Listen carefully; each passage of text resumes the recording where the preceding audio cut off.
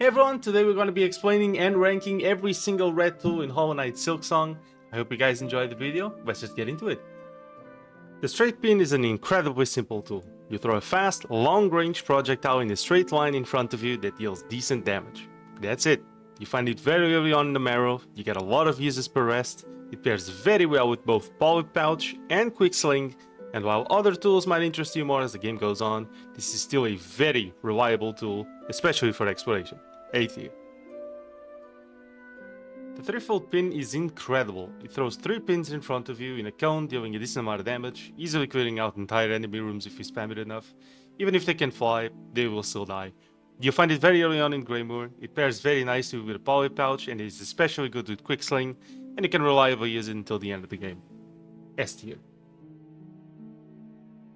The Sting Shard is a trap that stays in the air until an enemy walks or flies into it. Once an enemy is within range, it will drag every enemy within its radius into the center of the trap and deal a decent amount of damage. This is especially good if you combo it with other tools or attacks that deal area damage too. However, if the trap is hit by an attack or a projectile to explode into small projectiles that deal only a bit of damage, it's decently reliable early on, but I feel like as the game goes on, it loses a lot of its reliability, and as such, I'll give it a B tier. The Tacks deploy 4 little spikes on the ground per use that deal a lot of damage to any enemy that steps on them. This is incredible for any enemy that fights along the ground, but it will probably never hit any enemy that can fly. For as much damage as this tool deals, and it does deal a lot of damage considering you can have up to 16 of these things on the ground at any point, you have to know what you are facing if you're bringing this into a boss fight. If the boss can be hit by the Tacks, it will absolutely shred its health bar. I cannot bring myself to rank this lower than A tier, given the sheer amount of damage it still deals. The Longpin throws a short-range arcing spike that pierces through enemies, dealing damage to multiple enemies or to enemies that usually couldn't take damage from your nail attacks because of some shield. The only problem with the Longpin is its short range and lack of damage. It deals as much damage as a straight pin, while not benefiting from the long range. I find this tool to be very situational, if not useless, because Silk skills already damage enemies through their shields anyway. D tier. Curveclaw is a boomerang you throw forward in an arc that then curves and flies backwards. It is especially good against big targets as it can hit multiple times for great damage, and you can also upgrade it into Curvesickle, which expands its radius and gives it even more damage. While Curveclaw itself is not too bad, Curvesickle can end up dealing a lot of quick damage, so I would personally put Curveclaw in B tier and Curvesickle in A tier. The throwing ring is a tool that's thrown forward and then bounces across enemies and surfaces. It is especially good for closed off rooms with a lot of enemies or with big enemies where the ring can sometimes hit the same enemy multiple times. It also has a special ability that replaces your taunt with a chakra greeting. This greeting then increases the damage of your next ring throw by 50%. It pairs very nicely with Quick Sling for multiple ring throws at once and therefore a whole lot of damage very quickly. Overall, it's a nice tool and can easily replace the straight pin despite its slightly lower number of uses. A tier. Pimpillo is a small grenade that can bounce off the ground and will explode on impact with an enemy or after 1.2 seconds of being thrown. It doesn't have that big of an AoE, but the damage is great and it will make quick work of some smaller enemies that might be annoying you, especially during some boss fight. Its biggest drawback is the extremely limited amount of uses, but it can be useful in some specific circumstances. I'll give it a B. Conchcutter shoots a slow conch at a slight downward angle that can hit up to 6 times. The damage on this tool isn't bad, but I find the angle it's thrown at a bit awkward to get used to, even though it can ricochet off surfaces and still hit your target anyway by sheer luck. It's a decent tool overall, but I feel like others do its job in a simpler and more efficient way. B tier. Silkshot has 3 variants, so we'll rank them separately. The Forged Daughter Silkshot variant consumes 1 silk but shoots 1 average damaging fast projectile. It's not a lot of damage, but it does have a lot of capacity, although that also means you'll consume a lot of silk over time to use the entire capacity of this tool. If you don't mind the silk shot, maybe it could replace straight pin, but personally I don't find the silk cost to be worth it, long term, especially with a lot of shots. C tier. The 12th Architect Silkshot variant shoots 3 low damaging projectiles at the cost of 1 silk. I personally believe it's not worth the silk cost, as other tools might deal this amount of damage with a simple throw, with better angles and without recoil. D tier. The original Silkshot variant consumes 1 silk to shoot a laser in front of you that deals a ton of damage and pierces through all enemies hit. Even though it doesn't have a whole lot of uses and has a longer windup, it is by far more silk efficient, making it the best variant of Silkshot to me. A tier. Delver's Drill is the tool that deals the most damage in the game if you exclude the temporary tool Snare Setter. This tool will allow you to attack directly downwards, drilling into an enemy, which is especially useful if you have a crest that has an angled downward attack.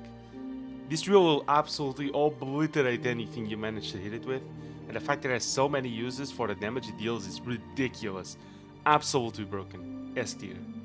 The Cogwork Wheel sends a projectile into the ground that expands into a wheel that then dashes through the ground and up walls, damaging anything in the way.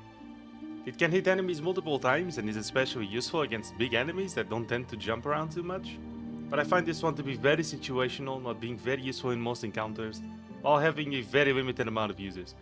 The damage is fine, but you'll probably never use this while exploring and very rarely in a few bosses at best. C tier. The Cogfly is one of my favorite tools. You deploy a small Cogfly that chases and hits enemies up to 5 times, dealing a very decent amount of total damage. You can employ this tool in multiple ways by either deploying 4 of them at the same time and just spamming enemies with Cogflies, or by deploying 1 at a time with Poly Pouch, since their attack speed allows for both poison ticks to go off before hitting the enemy again and repeating the process. It does have a very limited amount of uses, but you can compensate for this by deploying 4 of them, sitting at the bench which crafts more, and therefore having 4 extra flies for that particular rest. Overall really fun, fire and forget, good damage, can even damage bosses while they're doing their phase transitions or intros, very nice, S tier. The Rosary Cannon is a machine gun that can carry up to 80 rosaries and fires at a very fast speed in a straight line in front of Hornet. The damage per rosary is low, but it fires very quickly, so if an enemy is standing directly in front of you, you will deal a lot of damage. Other than that, it is decently expensive to use, and while you can recover some ammo by using the magnetite brooch, it is still expensive to maintain and you should use it sparingly. B tier. The Voltvessels is my favorite tool to obliterate any big bosses you might find throughout the game. This tool deploys a spike that, once in the ground, will create a damaging beam of electricity. After being thrown, you can even hit it to redirect the beam. The area of this tool is insane, and the fact that it deals so much damage while being so easy to hit at times makes it absolutely one of the best tools in this entire game, especially for enemies with a lot of HP. It can be transformed into 2 bolas that you can throw, but I find this form to be way less reliable and weirder to use than the stake form. Do note that the electricity itself doesn't apply poison from Poly Pouch, but if you hit the stake itself on the enemy, then they will be poisoned. It also explodes instantly in water. S tier. The Flintslate coats your needle in fire, dealing 50% extra damage per attack, setting your enemy on fire on successive attacks. I do not recommend using Poly Pouch on this tool since it nerfs the damage from 50 to 30% and replaces the fire with poison. Overall very nice, but it has a very short duration of 8 seconds and it's kinda hard to use, especially with its extremely limited amount of uses and slow windup. It's still a very nice damage buff though. A tier. The Flea Brew increases your attack speed and movement speed by a lot for 10 seconds and is absolutely one of my favorite tools. It makes you attack more often, increasing your DPS significantly, while increasing your silk generation due to all the attacking, and helps you dodge attacks more often due to the added movement speed. It combos very well with Flintslate, and it's overall just a really nice, reliable tool you can replenish without even using bone shards. Absolutely fantastic on almost every build. S tier. The Plasmium Phial helps you survive encounters by giving you 1 Lifeblood Mask, or Plasmium Mask. This can help you in a boss fight or while exploring by giving you more time to gather silk to heal later. If you use enough of these, you can actually replace your entire HP bar with Plasmium or Lifeblood masks that quickly regenerate over time, with the side effect that you can only heal 1 mask while binding. The regeneration effect is really nice, but it is kind of hard to pull off, especially without the Architect crest. I would also not recommend you use this tool with a Poly Pouch since the added mask becomes temporary and explodes into a small poison cloud, which is not really worth it. The added survivability of getting some Lifeblood masks mid-fight or applying them before the boss is very nice, so I couldn't put this lower than A tier.